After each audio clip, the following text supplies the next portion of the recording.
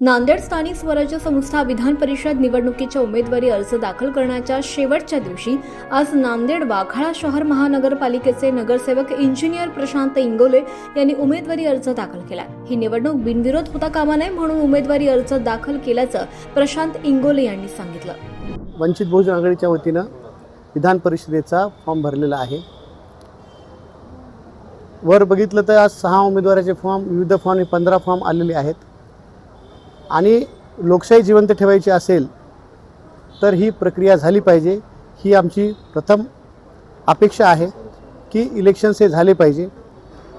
आमच्या कानावर होतं की बिनविरोध इलेक्शन होण्याचे चान्सेस खूप जास्त आहेत आणि बिनविरोध इलेक्शन होऊ नये यामुळे आम्ही फॉर्म भरलेला आहे। आम्ही आमचे नेते श्रद्धेनेते बाळासाहेब आंबेडकर यांना सूचना दिलेली आहे आणि नंतर त्यांनी जो अंतिम आदेश देतील तो आमच्यासाठी बंद करणार। संख्याबळ किती आहे आणि कोणकोणते पक्ष तुमच्या सोबत आहे? संख्याबळ गुप्त मतदान आहे, पण संख्याबळाचा विषय नाही। गुप्त हात वर करायचा असतं संख्याबळ सांगितलं असतं। गुप्त मतदान आहे आणि लोकशाही जिवंत ठेवायची असेल तर लोक गुप्त मतदानातून आपल्याला चित्र दाखवतील। जिल्ह्यात वंचितची संख्याबळ किती आहे नगरसेवक आणि तुमची जे मतदाराची? वंचितचं अल्पसंख्याबळ आहे। आमचं 8 लोकांचं संख्याबळ आहे, पण गुप्त मतदान असल्यामुळे नांदेड जिल्ह्यामध्ये जे दूषित वातावरण झालं आहे, शासनावर सगळे लोक नाराज आहेत। ती नाराजी या इलेक्शनमधून व्यक्त होण्याची चिन्ह आहेत। गुप्त मतदान असल्यामुळं लोक लोकशाही जिवंत ठेवण्यासाठी आम्हाला नक्कीच मतदान करतील। महायुती किंवा महाविकास आघाडीकडून तुम्हाला संपर्क कुणाचा झाला?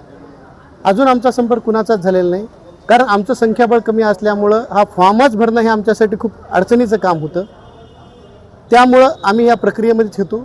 आता संध्याकाळी होईल, संपर्क होईल, आम्ही कॅम्पेन करू आणि हे इलेक्शन लोकशाही म्हणजे झालं पाहिजे ही आमची म्हणजे रास्त आमची भूमिका आहे। 10 माहितीप्रमाणे सूचक लागते, तुमच्याकडे 8 आहेत, दोन कोण आहेत?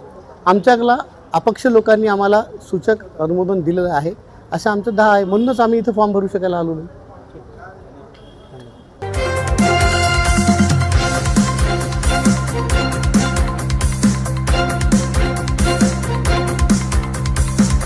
समाज साधना न्यूज, समाजहितासाठी सदैव अग्रेसर।